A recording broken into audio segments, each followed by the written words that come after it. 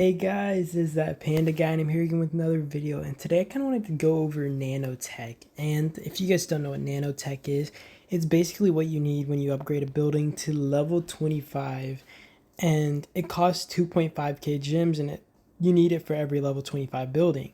And I kind of wanted to go over what order of buildings I would go into in a normal account or a main account, right? Like if it's an alternate account, you probably start with the farms, but in a normal account, I'll kind of go over that, and I'll also explain where me and Shelby kind of had different thoughts on it and why, or like where to invest in nanotech first. So so when you start, you obviously have to max out your headquarters at level 25, and I kind of want to show you guys an example of nanotech. Okay, so when I upgrade my barricade, you have this right here.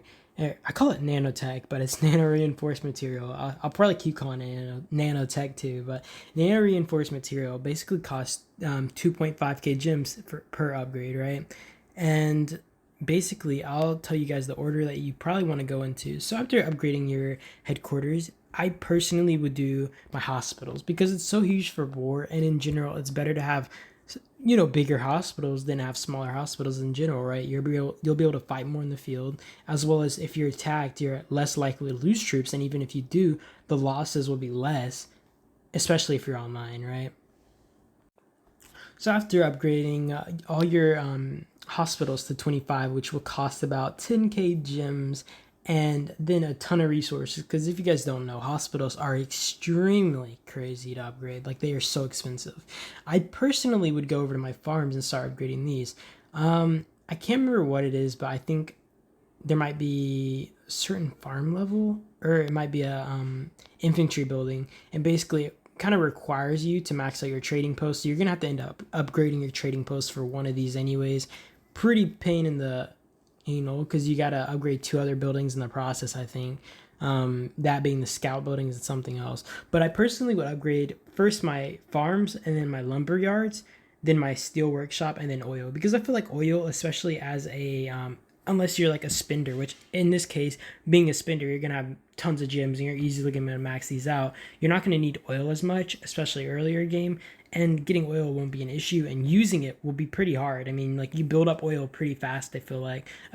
Even like as a T5 player, I feel like my oil usage isn't crazy. It's still a lot, but it's nothing like out of the ordinary. And then after you upgrade these buildings, your steel workshop, all of that, I would go towards my training buildings, because having that extra 200, one, just makes it way more efficient when you're speeding up a ton of troops, as well as training over periods of time, because if you don't instantly get on, right? And this is where me and Shelby kind of had our, not an argument, but it was more like a debate about what to do, right?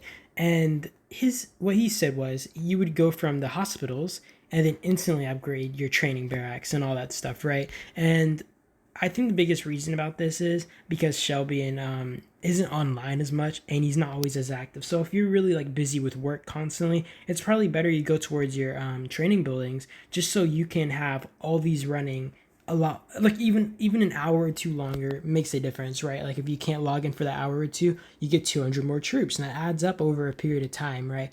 Compared to resource buildings. But I love resource buildings. I love having the maximum resource output I can possibly get. And after I max out those, I honestly just go through my territory, max out the alliance center. I do the trading post, and then I usually leave like warehouse for last. I mean, you already have to do scouting post at 25 to get your trading post up, just so you know. Then I do my warehouse, and then last off I do barricade. If you guys wonder why I skipped over the research building, or like where is it at? Oh yeah, the research lab. Basically, to max this out, you're gonna have to. Oh yeah, I meant police station for last. I just don't really care for police station. But to max out your research lab, you have to max out your battle center, and battle center costs a lot of gems or just a lot of hive minds over a longer period of time. So it takes a lot of saving, and it's just insane. And to even max out your battle center, you need to max out your lookout tower. So it's just a lot. And that's kind of how you get tier 6 as well, because you have to have those maxed out, and then you have to do a ton of research. It's just a lot, and it's overwhelming. But I do hope this video helps some people in the right direction about nanotech, because I know a lot of people don't know what to do, don't know what the primary buildings to upgrade are when you're doing nanotech, and just deciding what buildings you want to invest in first. So I do hope this video helped anybody who was looking at it, And you guys have a nice day, and that's all. Peace out.